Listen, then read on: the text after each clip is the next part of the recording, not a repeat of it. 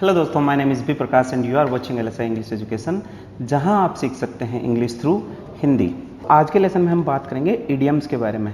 दोस्तों, सबसे पहले मैं आपको ये बता देता हूं कि इडियम्स का यूज़ लैंग्वेज में होता क्यों है। दोस्तों, इडियम्स का यूज़ लैंग्वेज को इंटरेस्टिंग बनाने के लिए किया जाता है। अगर आप लैंग्वेज में बीच बीच में इडियम्स यानी मुहावरों का यूज़ करते हैं तो सामने वाले व्यक्ति को लगता है कि आपको लैंग्वेज की बहुत ज़्यादा नॉलेज है, और अगर आपको इडियम्स आते हैं तो आप सामने वाले व्यक्ति को अपनी बात और भी अच्छी तरीके से समझा सकते हैं। तो इसी को ध्यान में रखते हुए हम आपके लिए लेके आए हैं पूरे 100 इडियम्स, जो कि एक पार्ट में पॉसिबल नहीं है। तो इस लेसन के सभी पार्ट आप देखिएगा, जिससे कि आप रोज़ बोले जाने वाले इंग्लिश के 100 इडियम्स को सीख सकें और उन्हें स्पोकन इंग्लिश में यूज़ कर सकें। तो चलिए स्टार्ट करते हैं। दोस्तों, हिंदी में जो मुहावरे होते हैं उन्हीं को हम इंग्लिश में इडियम्स बोलते हैं। जिस प्रकार मुहावरे लिखने में किस प्रकार लिखे जाते हैं और उनका अर्थ अलग ही होता है, उसी प्रकार इंग्लिश में भी जो मुहावरे होते हैं यानी जो इडियम्स होते हैं, उनको आप अगर राइटिंग में देखते हैं यानी अगर सेंटेंस देखते हैं तो आपको अलग ही लगेगा और उनका जो मीन होता है वो कुछ अलग ही होता है। तो आप अगर कोई इडियम पढ़ रहे हैं तो आप उसको समझें कि इसका मीन अलग भी हो सकता है। लेसन स्टार्ट करने से पहले मैं आपसे रिक्वेस्ट करता हूं कि अगर आपको वीडियो अच्छा लगे तो चैनल को सब्सक्राइब कर दीजिए और वीडियो को लाइक कर दीजिए, जिससे कि आगे आने वाले इसी प्रकार के और भी यूज़फुल और इंटरेस्टिंग वीडियोज़ का आप लाभ ले सकें। दोस्तों, इस लेसन में मैंने कुछ वीडियो क्लिप्स भी दी है। इन वीडियो क्लिप्स में मैंने आपको बताया है कि किस प्रकार से इन इडियम्स का यूज़ टीवी इंडस्ट्री में किया जाता है, यानी मूवीज़ में किस प्रकार से जब कोई इंग्लिश बोलता है तो इनका यूज़ करता है। तो आप इन क्लिप्स को देख के समझ जाएंगे कि इनका यूज़ वास्तव में किया जाता है। An apple does not fall far from the tree, यानी जब हम किसी व्यक्ति के लिए ऐसा कहते हैं कि बच्चे तो हमेशा अपने माँ बाप पे ही जाते हैं, यानी बच्चे अपने माँ बाप के जैसे ही होते हैं, माँ बाप के गुण अपने बच्चों में आते हैं और फेस भी माँ बाप से मिलता जुलता ही होता है, तो आप इसका यूज़ कर सकते हैं। An apple does not fall far from the tree. इस इडियम के साथ भी मैंने आपको एक वीडियो क्लिप दी है, जिससे आप समझ जाएंगे कि किस प्रकार से इसका यूज़ किया जाता है। आज आपसे पहली बार मिलने के बाद पता लग रहा है कि आपके बेटे बिल्कुल आप पर ही गए हैं। वो कहावत है ना, the Apple doesn't fall far from the tree. You're smart. Apple of Discord.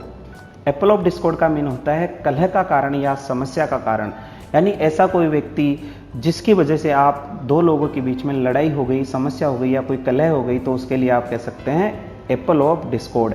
जैसे एग्जांपल देख लेते हैं, Kashmir is the apple of Discord between India and Pakistan, यानी जो कश्मीर है वो इंडिया और पाकिस्तान के बीच में समस्या का कारण बना हुआ है। नेक्स्ट है थ्रू थिक एंड थिन, सुख दुख में या भले बुरे में। दोस्तों, जब आप अपने दोस्त से बात कर रहे होते हैं तो आप उससे कह देते हैं कि मैं उसके साथ सुख दुख में था, या उसके भले बुरे में मैं उसके साथ हूँ या साथ था। तो इस प्रकार के सेंटेंस में आप इस इडियम का यूज़ करेंगे। आप कहेंगे my best friend has supported me through thick and thin, मेरे बेस्ट फ्रेंड ने मेरे अच्छे बुरे में, मेरे सुख दुख में, मेरे भले बुरे में मेरा साथ दिया। नेक्स्ट है गिव समवन अ हैंड। दोस्तों, ये भी बड़ा यूजफुल इडियम है। इसका मीन होता है किसी व्यक्ति की मदद करना या उसके काम में हाथ बटाना। आप इस प्रकार के सेंटेंस को कुड लगा के बोल सकते हैं, क्योंकि कुड का यूज़ हम तब करते हैं जब आप किसी व्यक्ति से कोई काम करने के लिए पोलाइट रिक्वेस्ट करते हैं।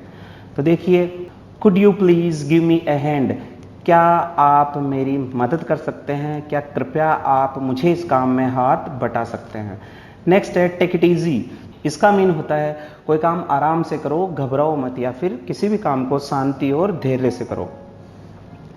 इसका यूज आप तब करते हैं जब आप किसी व्यक्ति से कहते हैं कि आराम से करो, ये काम कोई दिक्कत नहीं है, तो उस समय आप कहेंगे टेक इट इजी। एग्जाम्पल देख लेते हैं, take it easy man, don't work hard, ज़्यादा परिश्रम मत करो, ज़्यादा मेहनत मत करो, आराम से करो।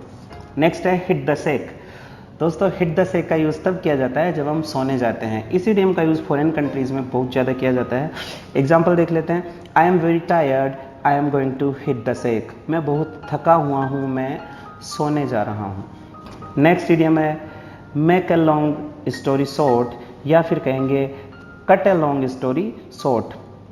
जब आप किसी व्यक्ति को कहते हैं कि कम शब्दों में कह दो, जब कोई व्यक्ति किसी बात को बहुत लंबी खींचे जा रहा हो तो आप कहते हैं कि बिल्कुल संक्षिप्त में समझाओ या बात को इतना लंबा मत खींचो, तो आप कह सकते हैं make a long story short, या फिर आप कहेंगे cut a long story short. Next idiom है ओल्ड हैबिट्स डाई हार्ड, पुरानी आदतें जाते जाते जाती है। ओल्ड हैबिट्स डाई हार्ड, पुरानी आदतें जाते जाते जाती है। नेक्स्ट इडियम है pen is mightier than the sword, इसका मीन होगा कि कलम में तलवार से भी ज़्यादा ताकत होती है। दोस्तों, जो काम हम युद्ध करके नहीं कर सकते वो काम हमारा साहित्य कर जाता है, उस सिचुएशन में हम इस इडियम का यूज़ करते हैं। यानी तलवार से किसी व्यक्ति को महान नहीं बनाया जा सकता, पर कलम से किसी व्यक्ति को महान बनाया जा सकता है। Pen is mightier than the sword. Next है रेनिंग कैट्स एंड डॉग्स। दोस्तों, जब बरसात बहुत तेज़ हो रही होती है तो उसके लिए हम यूज़ करते हैं रेनिंग कैट्स एंड डॉग्स। यहाँ पर अगर इसका वास्तव में हिंदी देखा जाए तो होता है कि कुत्ते बिल्ली बरस रहे हैं, पर ऐसा नहीं होता है। इडियम में जो लिखा होता है एक्चुअल में उसका मीन वो नहीं होता है ज़्यादातर जगहों पे। तो इसका एग्जाम्पल हो जाएगा it's raining cats and dogs, बहुत तेज बरसात हो रही है। नेक्स्ट है सी आई टू आई। दोस्तों, ये भी बड़ा इंटरेस्टिंग इडियम है। इसका यूज़ तब किया जाता है जब दो या दो से ज़्यादा लोग किसी एक बात पे सहमत हो जाते हैं, यानी किसी बात पर पूरी तरीके से सहमत हो जाना, सी आई टू आई। एग्जाम्पल देखें, he and his father see eye to eye on most things. वो और उसके पापा ज़्यादातर चीज़ों पे सहमत हो जाते हैं। नेक्स्ट है a shot in the dark. A shot in the dark, अंधेरे में तीर चलाना। दोस्तों, जब आप किसी काम के लिए ऐसा गैस करते हैं या अनुमान लगाते हैं कि ये काम ऐसा हो जाएगा, यानी जब किसी कार्य की बहुत कम संभावना हो, आपको लगता है कि शायद हो भी सकता है या नहीं भी हो, या आप ऐसे ही किसी व्यक्ति को बोल देते हैं कि जाओ ये हो जाएगा, तो आपने क्या किया है, अंधेरे में तीर चलाया। हो सकता है वो काम हो जाए या नहीं हो, तो वहाँ पर आप यूज़ करेंगे एसोट इन द डार्क। नेक्स्ट है strike while the iron is hot. दोस्तों, इस इडियम का भी बड़ा यूज़ किया जाता है। इस इडियम का मीन होता है मौके का फ़ायदा उठाना, यानी लोहे पर तब वार करो, तब चोट करो जब वो गर्म हो। एग्जाम्पल देख लेते हैं, don't wait tomorrow, strike while the iron is hot. कल का इंतजार मत करो, अभी मौके का फ़ायदा उठाओ।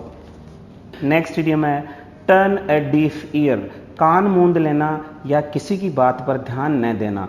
Turn a deaf year. दोस्तों, डीफ का मीन बहरा भी होता है। जो व्यक्ति बहरा होता है उसको हम डीफ बोलते हैं। तो यहाँ पर जब कोई व्यक्ति हमारी बात नहीं सुनता, कान मूंद लेता है, तो उसका मीन हो गया है कि वो हमारे लिए तो बहरा ही है। तो टर्न ए डीफ ईयर, कान मूंद लेना या किसी की बात पर ध्यान न देना। Don't turn a deaf ear to their cries for help. जो लोग मदद के लिए पुकार रहे हैं, मदद के लिए चिल्ला रहे हैं, उनके प्रति आप अपने कान मत मूंदो, उनकी मदद करो। नेक्स्ट है टर्न अ ब्लाइंड आई। देखा अनदेखा कर देना, यानी कि किसी व्यक्ति, वस्तु या किसी चीज़ को देख के अनदेखा कर देना। Turn a blind eye. See turn a blind eye on my comments. उसने मेरे कमेंट्स को अनदेखा कर दिया। नेक्स्ट है wolf in the sheep's clothing. दोस्तों, इसका यूज़ हम तब करते हैं जब हम किसी व्यक्ति से कहते हैं कि वो भेड़ की खाल में भेड़िया है, या कोई व्यक्ति वास्तव में तो बुरा है लेकिन वो अच्छा बनने का दिखावा करता है, तब हम इसका यूज़ करते हैं। देखिए एग्जाम्पल देख लेते हैं, beware of him, he is a wolf in sheep's clothing. उस व्यक्ति से सावधान रहना, वो भेड़ की खाल में भेड़िया है। दोस्तों, बिवेयर ऑफ का मीन होता है सावधान रहना। आप इसका यूज़ किसी भी प्रकार के सेंटेंस में कर सकते हैं। जब आप कहें कि कुत्तों से सावधान रहना तो आप कह सकते हैं बिवेयर ऑफ डॉग्स। आप कहें चोरों से सावधान रहना तो आप कह सकते हैं बिवेयर ऑफ थीव्स। इसी प्रकार आप बिवेयर ऑफ का यूज़ और भी सेंटेंसेज में कर सकते हैं। नेक्स्ट इडियम है between the devil and the deep sea. इसका मीन होता है आगे कुआं पीछे खाई। दोस्तों, जब कोई व्यक्ति ऐसी समस्या में फंस जाता है, ऐसी उलझन में फंस जाता है कि उस उलझन से या उस समस्या से निकलना बड़ा मुश्किल हो जाता है, कोई रास्ता ना दिखाई दे कि किस प्रकार से इस समस्या को सुलझाया जाए, तो उस समय हम इस इडियम का यूज़ कर सकते हैं। I M between the devil and the deep sea. मुझे तो यहाँ से बाहर निकलने का कोई रास्ता नहीं दिख रहा, मेरे तो आगे कुआं और पीछे खाई है। नेक्स्ट है ball is in your court. दोस्तों, ये बड़ा इंटरेस्टिंग इडियम है, इसका भी बहुत यूज़ किया जाता है। बॉल इज इन कोर्ट का मीन होता है कि अब जो आगे का काम है उसकी जिम्मेदारी आपकी है।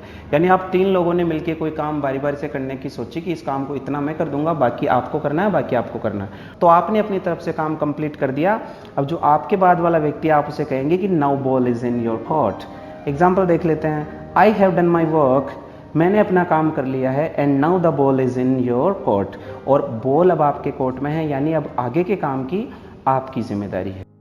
Actions speak louder than words. दोस्तों, ये भी बड़ा इंटरेस्टिंग इडियम है। शब्दों से ज़्यादा कर्म बोलते हैं। जब कोई व्यक्ति आपके सामने लंबी लंबी फेंकता है तो आप उसे कह सकते हैं कि कोई काम करके बता, लंबी लंबी मत फेंक। Actions speak louder than words. जो कर्म होते हैं आदमी के, वो शब्दों से ज़्यादा बोलते हैं। नेक्स्ट है cry over spilt milk. Cry over spilt milk व्यर्थ में ही पछताना, या फिर इसका हिंदी आप ले सकते हैं अब पछताए होत क्या जब चिड़िया चुग गई खेत। यानी जब कोई काम हो ही गया तो उसके बाद उसके ऊपर पछतावा नहीं करना चाहिए, उसका सॉल्यूशन ढूंढना चाहिए। एग्जाम्पल ले लेते हैं, don't cry over spilt milk. अब जो भी हो गया उसको होने दो, अब पछताने से क्या होता है, अब फालतू पछताओ मत। नेक्स्ट है your guess is as good as mine. इस इडियम का मैं बहुत ज़्यादा यूज़ करता हूँ जब मेरा दोस्त मेरे को किसी चीज़ के बारे में पूछ लेता है और मुझे भी उस चीज़ के बारे में पता नहीं होता, जबकि मेरे दोस्त को भी उस चीज़ के बारे में पता नहीं है, तो मैं उस समय कहता हूँ your guess is as good as mine. इसका यूज़ तब किया जाता है जब कोई व्यक्ति आपसे किसी के बारे में पूछता है और आपको भी उसके बारे में पता नहीं होता है, तो आप कहते हैं मुझे भी उतना ही पता है जितना आपको पता है। तो आप कह सकते हैं, एग्जाम्पल देखें, व्हाट इज़ ही डूइंग। किसी ने आपसे पूछा कि वो क्या कर रहा है, यानी आपके दोस्त ने आपसे पूछा कि वो क्या कर रहा है, तो आप कहेंगे your guess is as good as mine, यानी मुझे भी इतना ही पता है जितना आपको पता है, मुझे भी नहीं पता वो क्या कर रहा है। नेक्स्ट है empty vessels make much noise, या फिर आप कहेंगे empty vessels make the most sound. दोस्तों इसका मीन होगा बेवकूफ़ और कम ज्ञान वाले व्यक्ति ज़्यादा बोलते हैं, यानी जिन व्यक्तियों को कम ज्ञान होता है वो ज़्यादा बोलेंगे।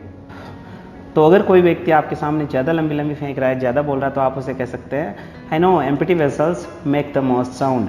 मुझे पता है कम ज्ञान वाले व्यक्ति ज़्यादा बोलते हैं। दोस्तों अगर इस इडियम को हम हिंदी में देखें तो इसका मीन होगा अधजल गगरी छलकत जाए। नेक्स्ट है all that glitters is not gold.